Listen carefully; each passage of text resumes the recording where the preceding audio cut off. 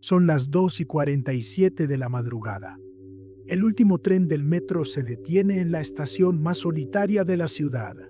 Las puertas se abren con ese sonido metálico que conoces bien, pero esta vez algo es diferente. El vagón que debería estar vacío tiene un pasajero que no debería estar ahí. Muy buenas noches, comunidad. Soy tu anfitrión y sean bienvenidos a una nueva edición de podcast de medianoche, donde las historias más perturbadoras cobran vida cuando el mundo duerme. Esta noche quiero compartir contigo el testimonio de Marcos, un técnico de mantenimiento que durante 3 años trabajó en los túneles del metro de nuestra ciudad. Lo que me contó hace una semana me ha quitado el sueño, y después de escuchar su relato completo, estoy seguro de que a ti también te perturbará. Pero antes de comenzar, necesito preguntarte algo. Si estuvieras completamente solo en un vagón de metro a las 3 de la madrugada y de repente vieras a alguien sentado al fondo, ¿qué harías? ¿Te acercarías? ¿Cambiarías de vagón? ¿O harías lo que hizo Marcos? Te lo pregunto porque al final de esta historia quiero que me digas en los comentarios qué hubieras hecho tú en su lugar. Pero primero, escucha lo que pasó esa noche de octubre.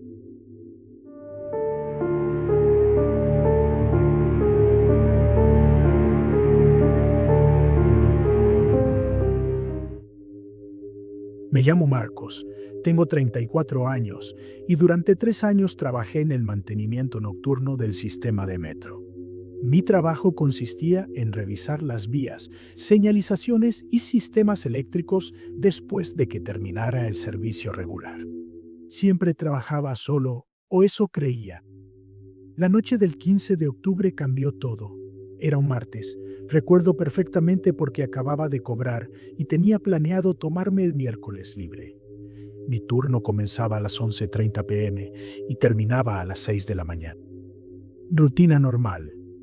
Revisar las 5 líneas principales, documentar cualquier anomalía y reportar por radio cada 2 horas. Esa noche todo parecía normal. Había revisado las líneas 1, 2 y 3 sin problemas.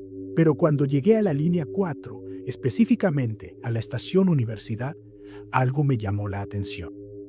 El último tren de la noche, el que normalmente queda estacionado en los patios de mantenimiento, estaba ahí, con las luces encendidas. Pensé que tal vez había un problema técnico y que otro compañero lo había dejado ahí para revisión. Pero cuando consulté mi radio, no había reportes de ningún tren fuera de servicio, así que decidí investigar. Me acerqué al primer vagón y miré por las ventanas. Vacío. Segundo vagón, también vacío. Pero cuando llegué al tercer vagón, vi algo que no tenía explicación. Había una persona sentada en la parte trasera, una figura inmóvil, completamente quieta, con la cabeza ligeramente inclinada hacia abajo. Llevaba lo que parecía ser un abrigo oscuro, pero desde mi posición no podía distinguir si era hombre o mujer. Mi primer pensamiento fue que alguien se había quedado dormido y perdido el último tren. Golpeé la ventana para despertarlo, pero no hubo respuesta. Nada, ni siquiera se movió. Usé mi llave maestra para abrir las puertas del vagón. El sonido metálico resonó en toda la estación vacía, pero la figura siguió inmóvil. Entré al vagón y caminé despacio hacia donde estaba sentada. «Disculpe», le dije. «El servicio ya terminó. ¿Necesita salir de aquí?» Silencio total. Me acerqué más. «Oiga, ¿está bien? ¿Necesita ayuda?» Cuando estuve a unos 3 metros de distancia, pude ver mejor. La persona llevaba efectivamente un abrigo largo y oscuro, pero había algo extraño en su postura. Tenía las manos sobre las rodillas, perfectamente alineadas, y la cabeza inclinada en un ángulo que parecía antinatural. «Señor», insistí, ya sintiéndome incómodo, «tiene que salir del vagón». Y entonces levantó la cabeza. Lo que vi no era un rostro humano. No sé cómo explicarlo. Era como si alguien hubiera borrado las facciones de una cara y hubiera dejado solo una superficie lisa, pálida, con dos cavidades profundas donde deberían estar los ojos.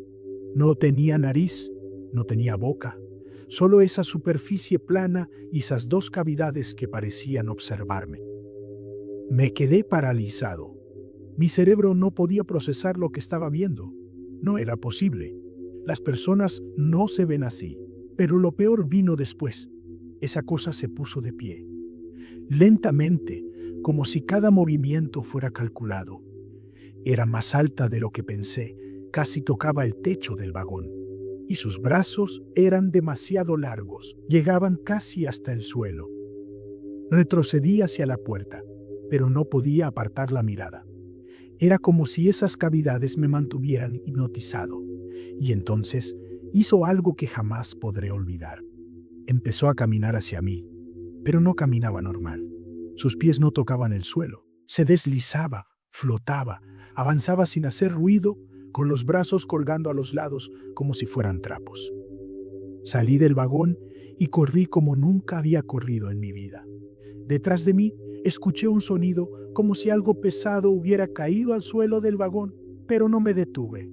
No volteé, solo corrí hasta mi oficina en la superficie y me encerré. Estuve el resto de la noche ahí, temblando, esperando a que amaneciera. No reporté el incidente. ¿Cómo iba a explicar lo que había visto? ¿Quién me iba a creer? Marcos terminó su relato ahí, pero había algo más. Algo que me contó después de grabar su testimonio inicial. Algo que te va a helar la sangre tanto como a mí. Resulta que Marcos no fue el único en ver a esa cosa en el metro.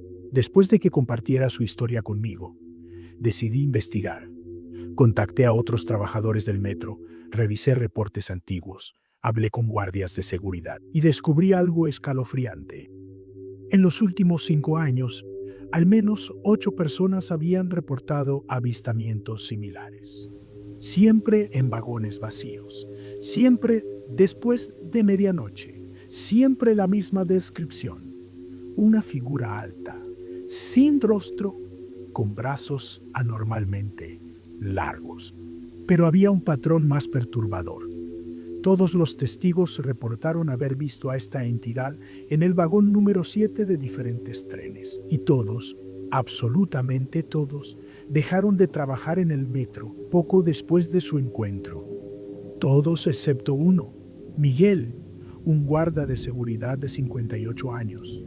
Me contó que había visto a esa cosa 3 veces en los últimos 2 años. Pero a diferencia de los otros, él no corrió. La tercera vez que la vio, decidió quedarse y observar. La primera vez que la vi, corrí, como todos, me dijo Miguel. La segunda vez, me quedé paralizado. Pero la tercera vez, algo me dijo que no me haría daño, que solo quería que alguien la viera. Miguel me contó que se quedó ahí, en el vagón, observando a esa entidad durante casi 1 hora. Según él, la cosa simplemente se sentó de nuevo en su lugar y permaneció inmóvil. No intentó acercarse, no hizo movimientos amenazantes, solo estaba ahí. Es como si estuviera esperando algo, me dijo, o a alguien. Cuando le pregunté qué creía que era, Miguel me dio una respuesta que me dejó sin palabras. Creo que es un pasajero que perdió su tren hace mucho tiempo y sigue esperando poder subirse al siguiente. Investigué más a fondo y descubrí algo que cambió completamente mi perspectiva sobre esta historia. En 1987, hace exactamente 36 años, hubo un accidente en la línea 4 del metro.